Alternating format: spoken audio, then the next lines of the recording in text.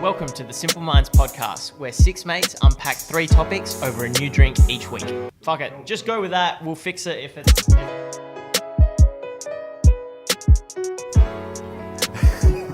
are you drinking?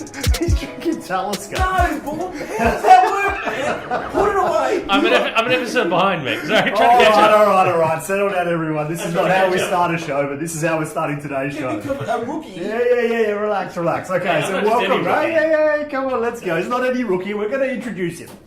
So, welcome to the Simple Minds podcast. I'm Matt Hannum here, and we have a slightly different episode today, as you can probably tell. We're a few men down, and we've got a few guests, or a couple of guests. Special guests. So I'm here with Conrad Francis. G'day. I'm here with Michael Duncan. G'day, everyone. And we have special guest Dave Clare G'day. and Jacob Moffat. G'day. So today we've lumped a guest into being the provider of our drinks. So Jacob, if you want to let us know what we're drinking and why, and then we can also probably just quickly touch base on the fact that Dave's drinking something else and why. And why? Thanks, guys. Big shoes to fill, but the drink I chose today is the Naked Apple Cloudy Cider. Apple cider. Originates from the Perth Hills, which is actually where I grew up. They got a small cider house down there, I think in Carrigallen, and they I feel privileged, mate. they do ciders and apple juice as well. When I first got into drinking and hanging out with mates and going out and things, just never really got into beer and kind of just really struggled internally with like, why don't I like beer? Is this like a manly thing I need to be drinking? Dad and all my uncles were drinking beer, whereas I had a bit of a sweet tooth. I got onto cider, and that's kind of forever been my go-to drink as well. So, Mate, it doesn't stop just a cider, right? Just for the record, this bloke eats donuts for breakfast. that's true. On a regular basis. He stopped doing that recently. Not this year. Yeah. Donuts don't get you touchdown. Which becomes Donuts don't get... Yeah. That is the quote of the episode already done. Some perspective there. Jacob is... What's your goal for this year, Jacob? Please tell to us. score a touchdown in the I love it. American football season. I like it. That's a good goal. Well, why don't we just slide back? Do you want to give us the 60-second? Who is Jacob? Okay, I own a gym called Movement Co in Osborne Park. We primarily do body weight training, but we also do strength and conditioning, and that's my kind of role as the strength and conditioning coach. Hey, Jacob, can we just start again? I'll give you one more chance at actually putting it in priority order.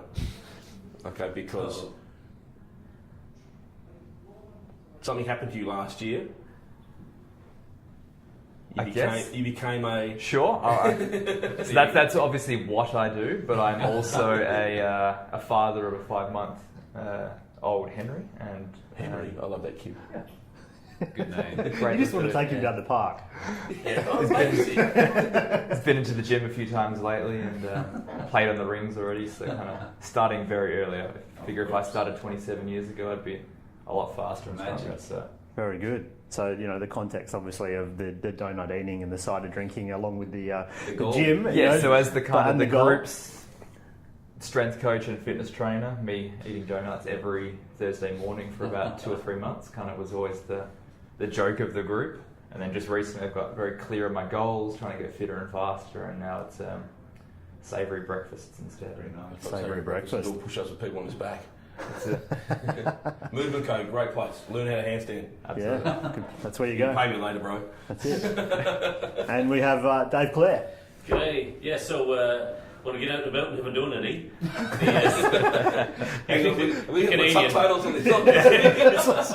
Translated, would you like to go out and have a donut?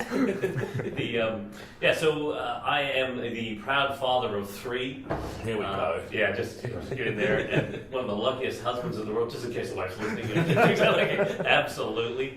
Yes, and but not forget the fur babies. But also a self-proclaimed prophet for purpose, so I focus on helping people become the prophet of their purpose, and profit in terms of PROPATT, so they can actually profit dollars from their purpose. So do what you love, and then the money will follow you. So I help businesses and leaders turn their business model into a model business. And backwards like me. Yeah.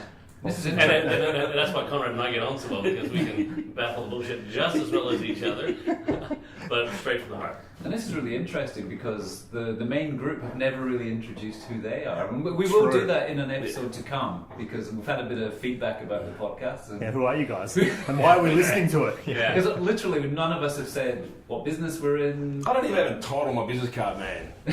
Well, I'm you Batman. don't need one. Yeah, Bruce Wayne. I do have Manager. Conrad.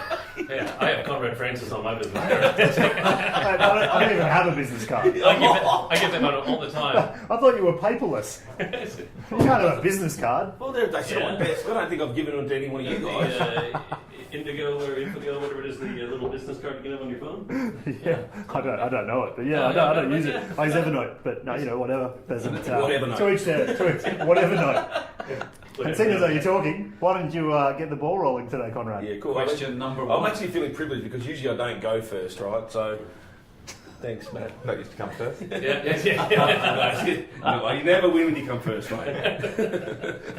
All right. So we're still working on this premise that we don't circulate content. We don't circulate content, so But I did circulate content, but I didn't circulate you guys, so that's all right. we didn't. Oh, really? We didn't tell us then. We No, I didn't tell we you. don't know what we're We talking may, about. have, we may have seen the content, but You didn't may have tell seen us. it. So I post regularly. Obviously, for the guys in the room, know I post regularly, and the people listening, you will know that I post regularly once you start following me. That's at Conrad Francis. It was actually quite funny because I'm going through a few things in my life at the moment, which is causing me to reflect, not just the turn of the new year, but just life things, business things. And it's funny how Facebook tends to remind you of things. And I always too go back and have a look as much as I can as to what I have posted over the years, particularly on these days. When it says an on this day post, I use Time Hop or something that helps me do that. The one that came to me today was a piece I took out of a kid's story, Alice in Wonderland. Have you guys seen the post I put up today? I saw the Instagram post, yes. Yeah, so I'll read it and then I'll tell you the spiel on it, and I want to go to you guys to get some feedback as to how it sits with you. So Alice is speaking to the Cheshire Cat in the movie, and it's quite an interesting piece. She goes to the cat, "Would you tell me, please, which way I ought to go from here?" And the cat replies, "That depends a good deal on where you want to get, or where you want to get to." And her response was, "I don't much care where." To which he responded, "Then it doesn't matter which way you go." Now, I guess it's not a quote per se, but it's an extract from the movie.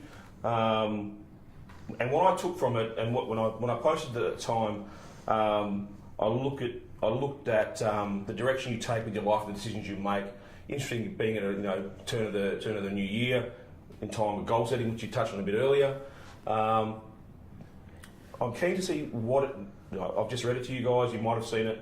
I'm keen to see how it sits with you. But with me, it probably aligns to another quote by Gary Keller: "Live with purpose, and you know where you want to go. Live with priority, and you'll know what to do to get there." That's where I'm at. So I want to see how it sits with you guys in relation to the context of I've put it, and if there's any value in it that you guys want to share with anybody in relation to it. I'm open to Stunned silence. Oh, really? Stunned You haven't pointed it. I'm not speaking to you. Point at me. Sorry. Dave Clare. Well, I mean, so to me, what is your priority? Is it adding to your purpose? They're the things I'm sitting with. Okay, what is my priority? So I've sat with you yesterday, Matt. Yep. And we talked about what is it we're aiming for. And I sat with you, Michael, and said the same thing. And I sat with this over the last few weeks when I was away in Melbourne. Now, what am I trying to achieve this year to get some real clarity on the next step? And then hold myself accountable to those steps. Yeah. So I guess within the context of the conversations we've had and now reading that post, I mean, I guess I'm wanting to see how that sits with you guys. Dave, anyone? Yeah. So I want to go back to the original? The Alice in Wonderland Yeah. part. So you can either build your life by design or default and circumstance, right? So if you don't choose or plan out where you would like to be and who you need to be to get there, don't complain where you end up, right? Because you're just allowing default and circumstance. And, so hey, I am where I am because of the choices I made. But if I didn't do it attached to any picture of what I want my world to look at and why I want that world, you are where you are. Yeah. Right? And that's pretty much it. So if you don't have, which way should I go? Well, it depends what you want. So to me, I always look at, are you building your life by design or default and circumstance? I come back to this desire and comfort a lot, Yeah. right? It's, this is what the people, what everyone wants to get to, but are they prepared to move out of this comfort zone to get there? That's right. Desire and comfort, what's ruling you? I think it's very easy to think of something you want to get to or go to. Yeah. It's the actual doing part that's the hard The part. action, yeah, and, The action. and without giving the business a plug, Inspired Money, it's because we try to get people to take action. Action is the number one, and probably the only thing that guarantees results. Yeah. So when you get clear on that purpose, on the what is you're trying to achieve, which is plugged into the why without any sort of compromise. The why is very high, but what is it you're trying to achieve this year, and what are you prepared to do to get there? What's the next step? Yeah. So because once again, so this is the why is the critical part. Like if a big enough why, That's the motivator, right? Yeah, that's right. So desire, that why has to be bigger than the comfort. That's exactly right. Right, but some of us are not willing to or haven't gone deep enough to discover that deepest why as to why it is that I want this. And which would be far Well, they greater. still have the wants, but they aren't prepared to connect with the why. That's right. So the emotional connection to that, and that has to be there. And this gets back to the whole. We've talked about this before, you and I, about passion. Yeah. Right. Which is, if you look at the derivative of the word passion, it's about enduring suffering. So how much suffering are you willing to endure to get what you desire? I used this exact same piece today in the conversation I had with this guy I'm mentoring. Use that quote. Use that analogy. Because that's where comfort and desire. You have to have the passions. Why they say entrepreneurs need to be passionate. Well, because it's suffering. Yeah. That's it. You're gonna It's the suffer. pain, right? Yeah. So the pain of not doing has to become greater, than the pain of doing it, and that's what you need to flip the switch. But if you have no awareness, if you're not thinking about it, if you have no purpose, and if you're just, I guess, running along in your life trying not to go and figure that out. Like a lot of people don't want to sort of think too much. They don't want to dig into it because they know that there is probably pain down there, and they're trying to avoid the pain because the minor pain of just not enjoying it is very different to actually getting in deep and becoming and suffering in that sense. I won't go too much deeper because this ironically crosses very interestingly into what I've got to say again the next thing. But so I'll stop there and see what anyone else has to think about. Well, we talked about this yesterday briefly, right? I mean, it's something I want to spend more time with you on individually. Something I've always struggled on, the big vision, mission, why, all that sort of stuff. And to me, because you're in a good space, bro. Definitely, and so you're in your comfort zone. And I don't have, from a business point of view, a lot of people holding me accountable, and this is what I love about this group, and that's why I'm finding I am taking more action towards that why, which I really need to define more myself, and it's something I've always struggled with. Because you're comfortable, right? I mean, but I'm sort of unhappy to a degree at being comfortable. Yeah, and that's where my headspace is just now. Not unhappy, but I know that I need to push myself. Well, you've got to be motivated to get out of that space, right? Oh, definitely, yeah. And it's really interesting, right? So where do you want to go is exactly the question. Yeah, and I think in this day and age, there's so many. You're influenced so much by media, social media, everything. People that you hang with, like people. And this, I suppose, comes down to what we talked about in a couple of episodes ago about imposter syndrome. So you're always comparing yourself to somebody else. Why are they in that position, and why am I not in that position? And once that's a spiral. That's just a downward spiral. That sort of thinking, and I am changing that. And I've been guilty of that in the past, but I'm much better at not doing that these days. But yeah, the why I've always struggled with. It's A lot of that, right? Sorry to cut you off, Mike, but a lot of that is allowing other people's thoughts around what you should be and where you should be and what you need to be doing, and hey, we all need to be entrepreneurs, or hey, we all need to be this, and whatever the flavour of the month is. It takes a lot of time to sort of peel away those layers and work out what it is for you in a lot of ways. And I think it's easy for people to go, well, I should be like that. Yeah. I should look like that. I should be doing that. And it's very easy to convince yourself not to go down that path because it's much easier to do that Yeah. than it is to jump into the suffering. But there's a lot of the fear. risk attached with changing that direction too. So this is my year of action. That's what I've said. Oh, before. really? Yeah. Have you got a word this year? Have you got anything you want to? It was action. I Oh, think. what action? Or execution? I think it was. Yeah. You think it was? No, you're right. It was execution, wasn't it? I usually Yeah. put it in my contact, so I know. So it's execution. Yeah. Yeah.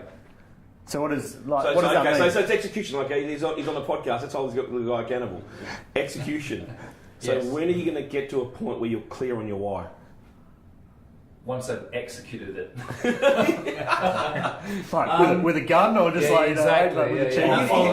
That makes nicely Because with we're my holding you accountable. topic. We're putting you on the spot. Yeah, you are definitely putting me on the spot. And I'm very open with it. I've always been very airy-fairy with my whys and the vision, because I think I see a lot of people doing it and writing their vision, mission, values, their why, and not doing it. So in a way, maybe I'm using that as an excuse not to do it myself. But Leaders lead, bro. oh, definitely, yeah. And this is where I'm in my business. I work by myself, for myself, with clients, obviously, and I've got a couple of people that I do work with, I've got a developer and whatever, that helps me out. But the accountability there, I think, is the key for me, and I need to step into that uncomfortable zone, the suffering zone, the fear. And I've had people working for me in the past, back in the days when I was doing more graphic design rather than sort of the digital marketing that I'm doing now. But I definitely need somebody to hold me accountable. I mean, I can hold myself accountable to a degree, but I think I need to step up to the next. And that is part of my vision for the business this year, is to partner up and build the team to still a boutique size, but have some people that I'm accountable to and are accountable to me as well. That's in part of why. No, It's definitely. It's not the business why, though, right? But it's that clarity and that sort of, I suppose, getting it written down and really being ultra clear with it. I've done some whiteboarding this year. Do you have a why for your business? Like why your business exists?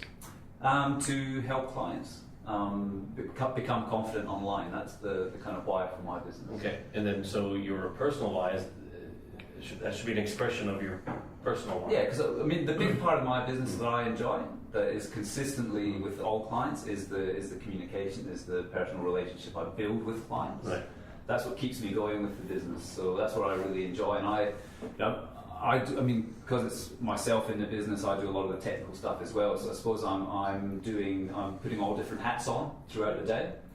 But the big part, I think, with the team, it'll allow me to create that customer focus even more, and that's what I enjoy. That's all how, not why. Guys, you Oh, here we go. Like, I put this question. You can't bring the profit on purpose in here. I and knew then this start bloke was talking here, about- and I knew that's why I put this question straight in the group. I posted today, so I knew it. Yeah. It's a booster. Which is great. Let's all the house and all this, but look. Yeah, but this is what gets me with all this stuff. It's all very easy to say to somebody, what's your why, and this, Yeah. or it Mate, should be this the guy how. will get it out of you. Yeah. No, and I can get it out myself as well, but it's Oh, you haven't. to a degree I have. Well, no, really. Like, why do people have coaches? It's so easy to let yourself down, but you feel really bad when you let somebody else down, right? So if you have a coach, or I'm not saying that you need that, but why go to a personal trainer? Why go to go there? Because I go to the gym myself, I got all this stuff, and I can easily excuse myself from doing it. But if I have to go to the trainer, will get pissed at me, whatever, but I better go. I don't want to let them down. There's some other person outside of us that I don't want to let down. Yeah. And that's what I was saying for accountability, yeah. Yeah, and that's right. So the accountability comes from... And I'm actually working really hard on personal accountability from a health perspective, from a family perspective, eating, all that sort of stuff, and I'm doing really well at that. Yep. But I need to have that part of it into my business to create, I think, a little bit more push or pull from myself. And Michael and I have talked about this for a while. And It's like I should have a couch. I should be lying on the couch. And Michael So and I let's talked go about back to this when for you a were while. 3 years Yeah, old. exactly. You do. There is no spoon. Easy way, and we're talking With about my dad. It's like in finance, right? It irks me to say this, but people say, well, I'm going to go buy a house and borrow a ton of money because I can't learn to save. Okay, it's like reverse engineering wealth. Okay, and accountability coaching is much the same thing. It's like reverse engineering a result. Yep. It's not bad, but it's not the most efficient way to do it. No. But you'll never develop the ability to save if you don't start, Sure. right? But it's paying a mortgage off. Right. It's paying a mortgage off saving. No, it's not. It's paying a mortgage off. Yeah. So it's masking the issue. It's Right. all behavioural. Once And I've it's- done that, so Carmen, then I'll start So the saving. same thing with an accountability coach or a PT or somebody else. And we all know this, and you know this, the drop-off rate when people join up because I want to be held accountable. It's bullshit. It's absolute bullshit. If you don't get to the why right. are you fronting the fuck up? Yeah. Right? Not willing to take. And when I say you're comfortable, mate, you've been in a good business, it's doing you some great trade, and there's nothing wrong with that, Mike. Oh, no. Absolutely nothing wrong with that. There's a lot of people that would listen to this that would love to be in your shoes. I'd love to be in your shoes from time to time. Yeah, definitely. I mean, that's where gratitude plays such a big part in my life just now, which I've really pushed into my being over the last few months. Because a lot of the time, like what we were talking about before, where you're putting yourself up against somebody, that's just the worst thing you can do. It just takes you straight down. So being grateful for where you are at that moment. That is the most important piece, is to appreciate where the hell you are standing right at now. any moment, yeah, at any given moment, yeah. So That's But, the other but to grow, Of course, you've got to yeah, connect with that yeah. why, because that's the emotional motivator and that's the internal cog Yeah, that needs to yeah. be fired. So the desire to has to be greater than the comfort of. yes, And if the desire to isn't greater than that, then be okay with where you're at, and that's okay too. yeah. But, when you talk about executing that, so once you get clearer on that sense of purpose or whatever, it allows you to go, will this, whatever I'm about to do, I'm about to execute on, help me do more of that? Yeah, definitely. I've talked Right, with Colin and about this stuff, that's the so- beauty of having the clarity. And I know the steps I need to. I do know the steps I need Yeah. to take to get to that Right. point. So the only answer is, why aren't you taking those steps? And it's like no different, not you, but like any one of us for anything that we're not doing. For anyone. I'm not immune from this because I work with people on this. I mean, I go through the same challenges. But it's just saying, okay, but what am I going to do? Or, I know all they need to, well, I haven't done it. So either my why isn't big enough for me to do it, there's not enough emotional energy in me to decide to do that, rather than the energy I get from being comfortable or being happy with what I am or where I'm at. Nice. Jacob, anything you want to Anything drop to in? add? Yeah, I think based on what Dave was saying, the more powerful and authentic the why is, the stronger the pull to actually take action and endure that suffering. During probably the last couple of years, the business has sort of taken a forefront. My training has just been, the why was only do just enough training that I can still be a bit of a role model for my members, to not just completely fall off the wagon. For me, that kind of meant that I was just doing ad hoc training here and there. I was happy to have donuts for breakfast on a Thursday morning, and the pull to get fitter and stronger wasn't as strong as the desire for the donuts, essentially. And I think a lot of people have that. But then once I got really clear on a very tangible goal for me, which is being part of this football team, training, getting faster, I know exactly what's required of me in the positions I'll be playing and how fast and strong I need to be. And therefore my training now is very specific. I know So you're every very day. focused, yeah. Yeah, and therefore every nutrition decision I make, even if it's the Thursday morning breakfast, is very clear. Every time I now look at things I'm ordering, every decision, everything is now a lot clearer and more focused. Where does the cider fit into that? Cider's just Something you have to Reward. make up for later. yeah. It's a reward. Since I'm not going to play for the NFL, I don't have to go all in. I can just go like 95%. Yeah. And just for the That's record, good, mate. it's not a bad cider. Yeah. I'll take your word for it. Dave Clare. So Dave Clare is drinking Talisker Talisker, from episode. I don't even know 3 why to you 4. let him do that. Yeah, I'm shouldn't trying. have let him, I'm right? a little bit You behind. forced so him. I'm trying to catch up on all the other episodes, so that's the reason why. Probably in episode 10 more, whatever, I'll have some cider. I gotta catch up on all the drinks, man. I'm so far behind. You got anything else to add to wrap it up, or? Yeah, well, I might actually just slide straight into my topic because it sort of does float into the same space. So We don't do that often. No, we don't do that ever. But I didn't want to say, guess what, guys? That sounds really...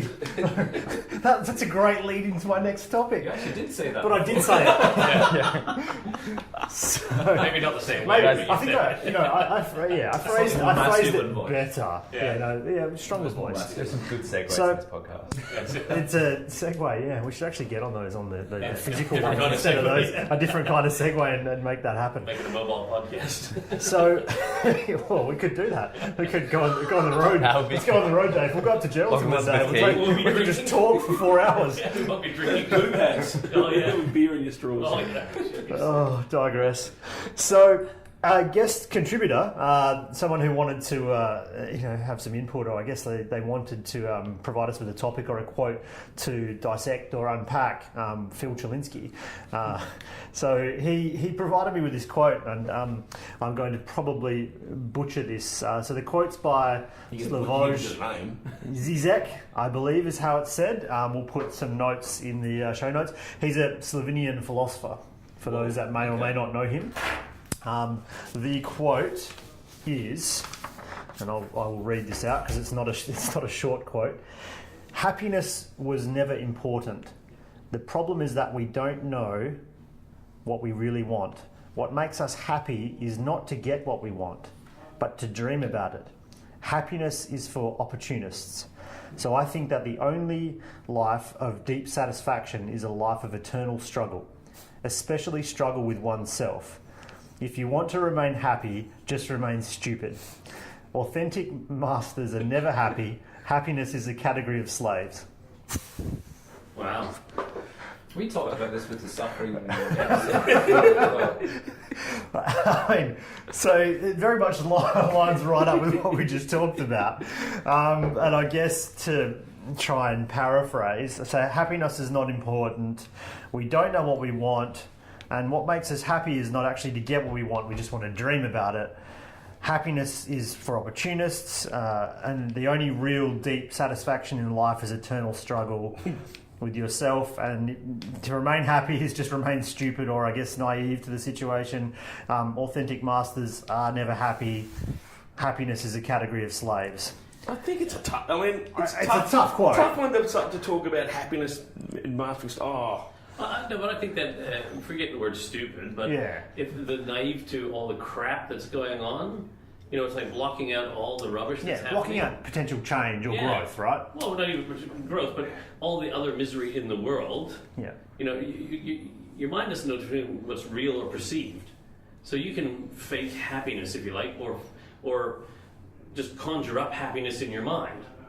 You just remember to a moment back, close your eyes, flick back to a moment in time when you were your happiest. Yeah. And then just your whole body will metaphysically change as if you were there again, because your mind doesn't know the difference. And all of a sudden you're happy again.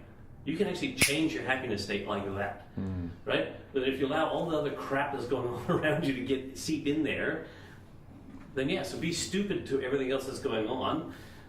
Even like I think you see guys like Gary Vee who just talk about I don't listen to this, I don't watch that, I don't get, it's like I don't watch the news, I don't read the newspaper, I don't let any of that crap get into my brain. Like I don't even watch horror movies, I don't watch psycho. The wife goes nuts about it because he's like, why would I'm like, I'm sorry, I just don't want that shit in my head. I just don't want any of that in there because it doesn't make me happy. I don't enjoy it. Yeah, the way I sort of interpreted the quote is that happiness isn't necessarily an outcome as much as a journey, and it's the pursuit of happiness that's important. I know a couple of weeks ago you guys spoke about the movie The Pursuit of Happiness, and there's one of the quotes towards the end of it where he says happiness isn't something that you strive for in the moment or in the future, it's just the pursuit of happiness. I know, going on what you're saying. Opportunists. Of course it is. Yeah. Because happiness is a choice. Yeah. The perfect example of that is like modern society. Yeah, the person who wants that new car or the flashy watch. Once you get that, It's that gone. happiness is gone. Yeah, or the striving for that happiness is I'll be happy when I get philosophy. Yeah, that's right. when you get it. So when you get there, it's not as great as you thought, or whatever. So then the you next want the next thing. Exactly. You need the next dopamine hit. So the context of it, right? I mean, I think this is just a bunch of statements of fact. The only thing I don't agree with is happiness as a category of slaves. I don't agree with that statement. This is what we talked with Nietzsche last week, where we talked about, or the week before, whenever it was, talked about oh, you weren't here. Thank you. It's a great episode. Funny that. Just coincidence. The camel, the lion, and the child, the three metamorphoses of being human to Nietzsche. Okay. Yep. And we're It's all the emojis floating a lot around. of the time we are. We're just slaves to society. Yeah. Well, this is the Matrix, right? This is the Matrix. You're in your little cocoon, and you're just being provided with a picture, and you're happy. That's where they're going And with there's that. a really With that high movie. percentage of that is. the case. So, okay, let's break this down. Happiness was never important. What is important then? Pursuit of your passion, or your personal legend. If you Really? want to go back to the Well, but by pursuing that, it's going to make you happy. So is happiness not important? I think happiness is important, but it is definitely not. Nobody should completely strive to. Well, you can't be happy all the time. Number one, it's impossible. As you said, suffering is part of life. Yeah. But there's some people who are happy in their misery. Definitely. Yeah. But that's So defining happiness was never is the key important. there. Yeah, that's right. So what does happiness mean to you? Yeah, Conrad, Is- what is happiness to you? If you could define it. Being in complete control of everything I do. You being in control and be really miserable as hell. Really? I mean, you can go to a beach. Well, okay, so a couple of weeks ago, or last week, I went hot air balloon. Yep. Right? I was not in control, but I was happy. So the interesting point in that was, I just said to you, I would be happy if I was in control. So I think happiness is largely circumstantial and It's a word, yeah. well, of course it's a Number word, one. but it's a feeling. It's a feeling. Yeah. It's a motive, right? So content, happiness. So the truth is, you don't have to be in control. You just got to enjoy where you're at. So you can enjoy at any stage. But you are in control because you're talking about the control of your state. You control your state. Control of your exactly state. right. Yeah. That's But exactly you right. also chose to go on hot air ballooning and go up there knowing that you wouldn't be able to control the balloon. But why was I itself, happy? More to the point, I was happy because I got to experience not being in control? things that I would never have experienced. I was amazed at what the world looked like at that height, at that stage in the morning. Well, it gave you a different perspective on the world, didn't it? 100%. Yeah. So, like, happiness is my life motto is I give to get, right? Which kind of sounds selfish, but it's because I want to be happy all the time, right? So there's two ways you can be happy in life. All the time, Dave? As much as I can be. Right? Okay? No, all the time. All the Dave? time. If we I ask want to Dave, be Dave. I want to be all the time. Whether I am all the time, whether I succeed or not is another question. Right? But I would like to be happy all the time. So you guys can give me something, makes me happy, or I can give you something, makes me happy. I can't control what people give me, but I can always control what I give to others. So if I want to as much happiness in my life as possible, give. Right? What So- makes us happy is not to get what we want. That's right. So it's about giving. Yeah, that's talking about the pursuit. Yeah. And giving on the other side, depending on how you want to frame Like I it. said, I was happy and I wasn't doing anything, I was just being. Yeah. You I think put the the next- being and human being. We'll Or talk about that in a couple human of doing. weeks. Right?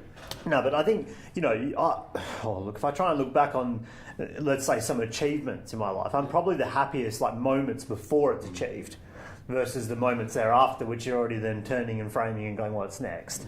So I think that's what that's referring to. I mean, you can look at it's Slovenian, so potentially, maybe It could be the way he's translated incorrectly. well, the way he's trying to approach certain words might be a little different. I think if you look at what he's really saying, it's not like not to be happy. It's like happiness is driven off the pursuit, which we know then leads into suffer in many ways. To go after your personal legend. Well, what he says is what makes us happy. So what actually makes us happy is not to get what you want. I'm not sure. Yeah, but I think that But it's means in the you haven't getting. got it yet. It's in the getting, not the actual having it. But to dream about it. And I think that was the bit that I kind of latched onto is a lot of people, especially early entrepreneurs, have that idea, I really want the nice house, the Ferrari, the money in the bank, those The sort of things. touchdown in the American football. So many people, so many But people does that get make you that. happy? I mean, I don't know. I think that's people the kind think it will make them happy. That's right. So, I'll be yeah. happy when. And That's when the they delayed get it, gratification. So then it goes they're to... not happy. It's not what they expected. And So you're I- exactly right. Or but- it wasn't as they didn't feel like they thought they were going to feel when they had it. It's like, oh, that's it. Yeah. So I think that the only life of deep...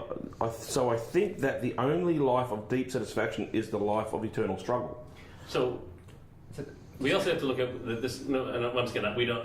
Anyone done the history on this gentleman? I haven't seen it. No. Did he grow up in the poor Slovenia? Oh, I mean, whatever? Slovenia. I don't know guessing. that context, but Well, let's I'm say guessing it's it's going to have to come from that space. Well, then Right, and philosophers. if you look at it from that cultural perspective of what they grew up in, it could be very relevant for He's current. He's alive. Like he's only from. Yeah, but Slovenia does have. It's not the most luxurious place to live in the world. No, it's not bad. There were some parts there, but some parts. It's nice. Yeah. But it depends on how his family history and what they've been culturally, the influences, the conditioning that they received growing up. This is a category of in their world, right? So, but still a thought-provoking Authentic quote. masters are never happy. Happy is a really wishy-washy sort of word. I know you can't aim for happiness, right? I got challenged about this when I first started. Well, not when I first started goal setting, but when I came across a person who challenged me with some goal setting in business, he allowed me to understand that happiness could not be aimed for, and I understood the context in which he painted that. Well, as soon as you aim for being happy, you are not happy. That means you're not happy now. That's right. Yeah. You're not grateful for what you have now, and you can be happy right now with what you I think have. you just need to take moments of happiness throughout the day, and everybody has them, or most people have them, obviously. And I think even in the poorest circumstances, in the slums, wherever, there are moments of happiness depending on your situation. Yeah, you can get happiness from literally anywhere. If this wasn't a podcast, we'd be able to see Dave's face in reaction right now. I don't even know how to explain it. You understand. Yeah, I understand, because like some of the happiest moments were when my family was poorest. We did not have anything. Oh yeah. There was no presents for Christmas. There was none. We were just together, and we were forced almost because there was nothing to. And it was something. If you go back in time now, you go. Actually, you know what? I was in one of my I think I'm getting the happiest context of this now. I mean, he's talking about complete detachment from the word. Yeah, and to put it into context, what Dave was saying, I remember a trip that I went on with my family to areas of like Sabah, just off like Borneo sort of area, and they just small villages. They kick a soccer ball around. They go to school, but they don't have any of the Western luxuries. And for them, I think stupid's probably the wrong word. Yeah. But if you want to remain Ignorant? happy, just Ignorant, remain yeah, ignorant. ignorant's probably a better They word. don't know that we have Yeah. plasma TVs and all these holidays and things, and therefore they just get joy in kicking a soccer ball around with a stranger. See, one of the biggest Yeah. studies in history has just been done, is ongoing, I think, on happiness. A study of, I think it was like, I can't remember how many guys, it's like 1,000 guys, and from when they were like 10, 20 years old through to 70, so it's been going for 50 years, this study. And they've discovered what actually makes us happy is community, is partnership, is human connection. And that's why some of the places in down. the world where they've got the oldest people. The Japanese island. Japanese island, and there's a place in Italy. They all live communally, and that's been evidence to. Whereas just now, obviously, our society, Western society, We all the have fabric is separated, getting right? pulled Yeah. apart. Yeah. So And just to extend on what you said there, Jacob Moffat, proud father of Henry, and leader Did you of say all, creative father? and all leader of all I that was movement the code. I said proud father. Oh, I thought you said creative father. I just love the kid, mate. I'm just going to prop him up. He's a cool dude. When you talked about going to Borneo, I had a similar experience when I went back to Burma or Myanmar, where I was born, and I was sitting there having a beer. Actually, it was funny enough, a few years ago, on January the 17th it was, so a few years ago, my dad's birthday, and my daughter and I were sitting there watching over Napoli Beach, beautiful beach over in Myanmar, and there was two kids running along this beach with a stick and a bag of air. And I came back and I had a chat with my uncle, who's a fairly successful businessman in his own right, and we were talking, and he goes, "Son," he goes, "you know, I made a mistake when I went to Burma." I said, "What was it, Uncle?" He goes, "Well, I was giving money away to kids that were playing in the street." And I said, "So what was the mistake?" He goes, "They didn't need it. They were already happy." Yeah. You know, so the context is, it really is. I think it's the detachment, it's the ignorance to the chase of this pursuit of happiness. It's the presence, it's the being, it's state of mind. It's just a state. So I get the quote now after the debate. I get it. It's all about the detachment of or from the word. Yeah.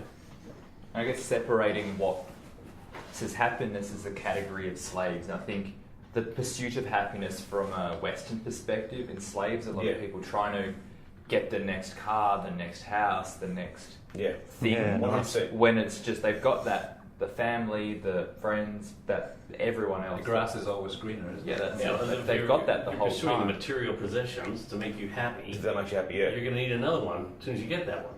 Yeah. But happiness is an inside-out proposition. And what they really wanted is back home anyway, right? Yeah. And that's the thing. My alchemy. Alchemy. It's alchemy. Santiago. And that was deliberately done to wrap that one up. But I think we might launch into the last topic, Mike. And I think we're going deeper by the sounds of things, the look on your We're face. going down Alice in Wonderland. We're going down that rabbit hole. This question only came up late last night. This morning, I was obviously on a time frame to get this question under wraps, and it's going down another. Well, it's from a quote originally, and I had an Instagram post today that talked about it a little bit. Oh, so you did my trick. Yeah, definitely. But the quote is, and we've heard a quote from this guy before, Marcus Aurelius, and this is from Meditations. It is not death that a man should fear, but he should fear never beginning to live. So I just wanted to get your guys' opinions on It's the same thing. death. On if you, because I mean, I've actually brought it into my practice, and that's come from reading the Stoics, and they have a practice of kind of negative visualization, visualizing, be it your family members, yourself, sort of dying, and sort of coming to terms with death on a more one-to-one basis, sort of every day, having a little practice, just thinking about it every day. And I mean, a lot of people sort of gasp and sort of, I mean, I had a screensaver on my phone that said, "We're going to die." And the kids and my wife always look at it and laugh and sort of say, "What the hell are you doing?" But thinking about death and sort of coming to terms with death on a daily basis, because funnily enough, it will happen to us all. No. At some, well, maybe not Peter Thiel. He's sort of, I know he's going down the path of Who? Peter Thiel, one of the PayPal guys, who's actually putting all his money into preserving life. So It's we'll funny. see what happens. It's funny, Mike. I mean, that quote there, that exact quote, I found shortly after my dad passed away. Yeah. Um, Yeah, and we've all had different experiences of death as well. But obviously, without dying, the closest you can get to it is the next best thing to experience it, right? So I've had grandparents pass away, I've had friends pass away. So I've had moments of understanding death whilst you're alive. And do you reflect on it though? These days, daily. Yeah. These days, daily. 100%. I mean, I think of my dad daily. And he's probably been one of the motivating factors for me to live life to the fullest of my potential daily. Yep. I'm having more hard conversations. I'm holding myself more accountable. And when you talk about accountability, and like when people say I need an accountability coach, I actually find it interesting. I don't say that they don't need them. I don't need one because I know what my line is. Death is probably the biggest accountability 100%, coach you can ever have. 100%, and that's exactly where it's at, right? If you can visualise an experience. Now, I was at my dad's deathbed and kissed the bloke on his forehead before he went away. Yeah, that's as close as I've been to it. It comes down to our society again. Western society looks at it all the wrong way. It's all this very selfish look that, I'm not going to die. Well, is it wrong? They look at it the way that they allow themselves to look at it. Yeah, definitely, yeah. So Dad passed away in a local hospital here, and then it was welcome that we were in the room with him when he passed. Yeah. So I don't know whether it's society. I think it's just a choice. I just mean the general conversation on death is not really one that you. But the funny piece of this is that so it's my mum, my sister, my brother, and myself, and that left in our family, right? And we all have very different takes of what that looks like. Okay, I know where my life was and where my life is, and I know where their lives were and where their lives are. Now, there's no wrong in this, but can you use death to motivate you? My answer is yes. Absolutely. Yes, 100%. And how many people actually? Well, they use because you experience it, they're like, "Well, I'm going to change my life," and show me that I need to do that, and then 2 months later you're back doing what you were doing. Sure, because this is this word about passion, right? Where we come back to suffering. Now I miss my dad. Okay, and I went through a year of hell. Yeah, no question. Facing my demons as of not valuing a person when they were around. Yeah, we talk about passion and suffering. That's where I was at. Yeah. And I lost a business, I lost a partner, I lost my father, all within that year. Yeah. Okay? Now, I could have thrown everything in and I could have just said, to hell with it, I'm just going to be a victim of that situation, that circumstance. But the choice was, how do you honour a man that's given so much? Right. Okay? How does a legacy transpire if you don't honour that person? And that has been, or that is, how I motivate myself every day. for your own legacy, or No. It's not for me. This is not for me. This is for my dad. Okay, I've got a daughter. Okay, and whatever Jacqueline takes away from my life is up to Jacqueline. because I know you've one of the things you have done with I think a few of the crew when you've met up is get them to write their own obituary. Yeah, the eulogy. Yeah. Which are eulogy, sorry, obituary, eulogies, similar things. But I've always struggled with that one as well. Yep. Because I sort of maybe don't know where to start with it. It's interesting trying to get yourself out of your head. Because you're not living your life for you. This is the problem. Okay, people think they're living their lives for their own experience. They're not.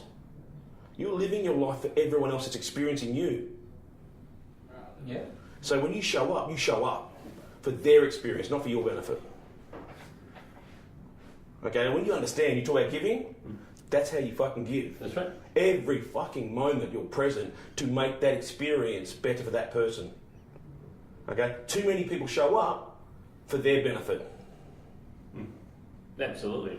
Or aren't willing to give, not even get, but don't even give, and just because they don't want to Yeah. worry about someone might think about them. Nah. And you want Rather you than would, the opportunity that person has to impact all those lives around them in that very yeah, why would I want to ask a hard question to you? And like we chatted yesterday. Because I want you to be better. I want you to get whatever you can get out of me to live your life.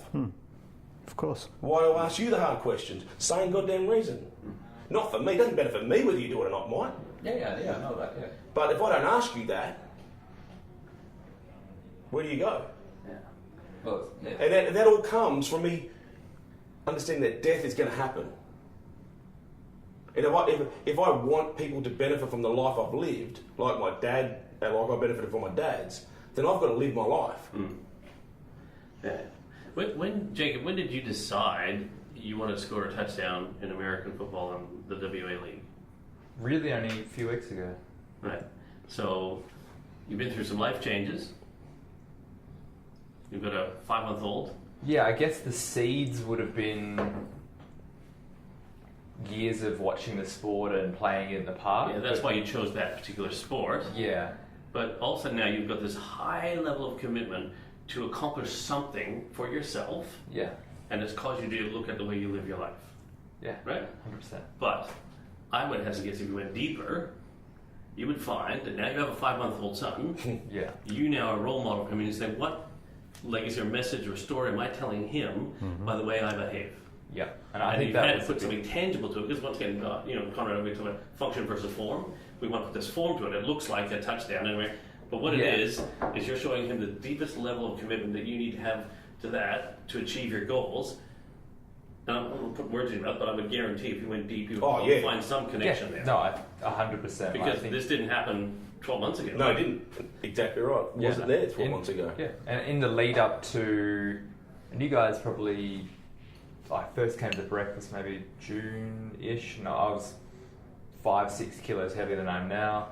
I peaked. Yeah, that shirt was fitting you a bit better. Yeah, kind of a few months before then, and it was just But you coasting. can move in it better. Kind of, coasting through, but then you're exactly right, David. When Henry came along, it was very much about, okay, I've got to be a good role model, I've got to make all the right decisions. You went through that process?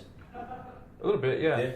Yeah, like, especially it's more with him. It's like when what we feed him, what we do for him, when it's like, we're not super strict and it's like, oh, no television, no this, but I'll go out of my way to kind of put the phone down and hang out with him for a little bit, or Listen to The Alchemist. kind of yeah, that's right. It's kind of his first audiobook, The Alchemist. He enjoyed the deep, soothing sort of the sound of. A little pram cast when you put it on the pram of the podcast. You joke that you can buy car seats with like iPod docks built into them with speakers in there. You can with speakers built into the sides. I and just ears. think let's say it's yours to look at, but I just a coincidence, whatever you want to call it. All of a sudden, your life goals have changed, and you're more committed to yourself, which might seem like you're doing it for yourself, but I assure you, the deeper why is not for yourself.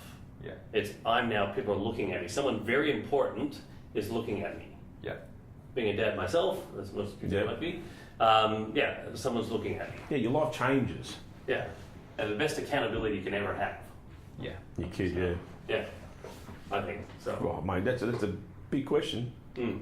But yeah, like how many of you like fear death? No. Like I don't want to die. Like, I don't want to die yet. I mean, I know I will eventually. I don't want to, but I don't know if I fear death. I fear how I might die. Yeah. That's if I was to be honest. Like, I fear how I might die, but I don't fear dying. What I fear is not living enough while I'm alive. Yeah, so your footprint's not big enough. That's right. I haven't left a big enough legacy or whatever you want to call it. I think if my kids were to reflect at my funeral, would they say I was a great dad? Have you never written your eulogy? Have you never asked you that question? Not written a eulogy. I've written how I live my dash. Yeah. Oh yeah. Yeah. Problem. Yeah. But yeah, no, not my eulogy. I've already planned my funeral. That's simple. The Elvis Hunka Hunka Burnin' Love playing just as I'm going to the crematorium, and everyone's gonna be partying and there'll be karaoke. Yeah, I mean that's it. It's done. Like my funeral's planned. But yeah, I like how, because that's me, right? That's how I want to be remembered, and I want everyone to have a party. And like, I don't want my life to be like, oh, I want to be celebrated. But then, does my effort equal that at the moment? Yeah, and what's the answer? No, not right now. No, which is why my word for this year is leader. Right? Because of all the tools, everything, I need to be the leader now. I gotta lead this shit. I gotta lead myself. I gotta lead everything else. And, that's my word. But because of whether I put it, so I said, I'm going to die. What's my thing? I'm going to be leader. But it's present. It's very present. Yeah. Always present. Yeah. Yeah. It's funny, like, because driving back up to Geraldton the other day with the dog. Yeah, with the dog. Yeah. So 12:15. So 12:14, I went past. Did you guys see the big accident that happened? Did you hear it on the news? I heard it on the news. I didn't see it. So I went through there at 12:14.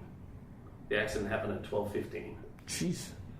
So 1 minute before, the people who went past this way, I passed them. Yeah, so I'm sitting there, like, I've been freaking out a little bit about last day. It's like, that's how close I was. And like, I haven't even started. I got shit to do. Right? And that's like, if you see the gifts I put up, my gift for this, which time I think is open the gate. Like, yeah, I've seen that. 8 seconds. Right? That's what it does. I mean, I guess the other thing is like attending a funeral, and I don't know what other people feel like when I come out of a funeral. I enjoy them in a way because it does give me that jolt. It's another closer brush, and you're like, it's an element that I got to speed this up. You're right. There's more I want to do. Yeah. There's more there, and like, okay, what bullshit am I carrying? What stories am I using to prevent other action or like action closer to the needle? Yeah. Do I go all the way back to my school report cards where it says, great kid, great attitude, has lots of potential, just doesn't use it? Is it still... I reckon it's stock standard. I reckon I've got a few of those too. Copy and paste. Oh, is that what it was? Damn it, I've been carrying that shit around all the time. Been weight on my back. It's like those cracker friggin' jokes, mate. There's wisdom in those fortune cookies, mate. Don't you ask for the fortune cookies? Sure is. So what did you, just coming back to Mike, I mean, what you raised the quote. Yep. I mean, what was your thought process? I mean, what were you thinking, just to wrap this up? I mean, where were you at? What were you looking for? Late last night. Yes, this morning as well. No, really just bringing it into, because we talk about daily practices and, be it the meditation or mindfulness, whatever it is, or listening to podcasts. Actually, to bring it into life every day and just maybe taking a minute, 30 seconds to think about your mortality. And, going to a funeral once a year, once every 2 years, is quite far apart. Lots of things could happen in between. Well, I guess you could probably go down. Getting older, mate. You're going to get a bit closer. They become more accelerated. Eventually, you get your own car bay at the cemetery because you end up there a lot, I think. But so I mean, just being part of your general mindfulness on a daily basis. I was wondering if you guys do not think about just dying every day, but having it's in the back of the head. I never think about dying. No. I do think about become what you think about, and I'm not interested in that right now. But I'm with you. It does. I'm not putting my hand up to go right now, but I'm okay if I do, because I know I'm living every day to the best of my ability in that day. Yeah. I got a question for you, Conrad, if we've got time. Sure. I know I'm not sure how long ago your father passed away, but mine was about 9 years this year. 9 years. Mummy was 7 years this year. Yeah, cool. But I was only, I guess, 20 at the time. So, Tough gig when your father leaves a bloke. Yeah. Obviously, there's the negative and a lot of the pain associated with, but then that experience made you grow and become kind of who you are today. That's something I reflect on a bit myself, is who would I be if he was still around versus who am I now because of all that, the experiences I went through and that sort of personal growth. Is that something that you ever reflect on? Yeah, I get goosebumps even talking about it now. I mean, all the time, mate. I mean, you know, there probably isn't too many moments when I think about my dad that I don't think about the time I took for granted. Yeah. Because that to me is probably the biggest thing that drives me is to try not to take time for granted. Fuck money, man. I don't give a shit about money. Yeah. Okay? Never take time for granted. Yeah. And, you know, the advice the old man gave me, you know, throughout my years, whenever I'm stuck, and when I say when I'm stuck with a situation and I give myself time, all I'm doing is trying to reconnect with his voice. And you can still hear it today. Oh, 100 louder than it was when he was around. It's annoying Yeah. at times, but it's there. It's real present, and that's a legacy. To me, that's a legacy. Right? I don't care what house he built. I don't care how much money he had. I don't care whatever car he drove. It's the fact that you can hear his voice, and it still guides you. Yeah. So yeah, man, it's hard. I didn't know that about you, but I do know that losing a father for a bloke is a real thing. It's a real tough thing to get through. Yeah. At any stage, let alone I was 37 when old man passed away. Yeah, then you sit and reflect. I don't know what you guys are. My dad's 78 now, and I'm like, do I value that as much as I should? Because compared to what you guys have to deal with, I don't. Well, now I'm down here. I get to spend more time with him, which has been great. I've seen him so many times now. Yeah. But which is good. So I'm making the effort to go see him as much as I can. Yeah.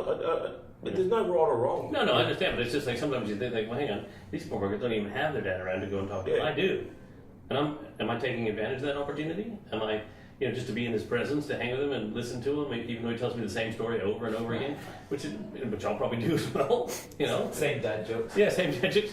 Yeah, it's good because he doesn't remember, so I can tell him again, and it's great. I don't. Do I appreciate it as much as I should? I just, as you're talking, I'm listening. Like, I probably haven't, but certainly since I've been down here now, the last couple of weeks, I've seen him more times in the last 3 weeks than I've seen him in the last 3 years. But could you ever? Do you think you could ever really feel that way when he does pass? No. Like there'll always be like, oh, I could have done more, could have done more, could have done more, could have done more. And that's what reflecting on this sort of stuff does. Yeah, it makes you think about your kids, about your wife, about the people around you, you guys. And the truth is, seeing them is one thing, right? Living a life to validate their existence is another, and understanding that. And I think for too many years, whilst my dad was alive, I didn't get that. I didn't get why I was doing what I was doing. I mean, you didn't understand it when you say you didn't get it? Yeah, I didn't understand it. Okay. So even if you were to live your life to the fullest of your ability and impact the lives you're trying to impact, that's acknowledging your old man. Yeah. Well, that's a good. That's. So I think too many times we just think we're in isolation mode and we're doing what we're doing.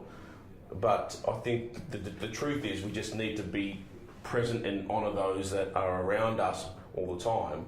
Yeah. And that doesn't mean you've got to go and see them every day or shout it.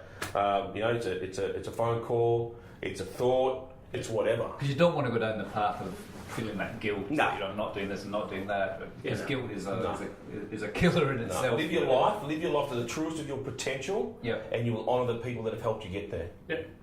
I like that. Love it. Well, Dave Clare, Jacob Moffat, thank you very much for joining us today. Yeah, appreciate it, lads. And I hope everyone enjoyed that a little different, but hopefully very interesting episode of Simple Because we had Minds. somebody going rogue on the drink, mate. It's got rogue on the drink. Now we get to plug 2 drinks. But no, thanks very much for joining us. We had a blast, and we'll see you next time. See you, boy. Cheers.